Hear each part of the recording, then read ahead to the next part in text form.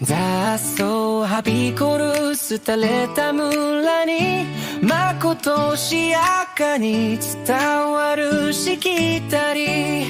緑に立ち入り人も毛も黒む金に足よそ者の姿、山よはつらい切羽詰まって慎み深くなだれる、心ない言葉を差し控えようと皆をたしなめ争いを取りなす、にわかの雨が心を潤し苦境切り抜け絆育む。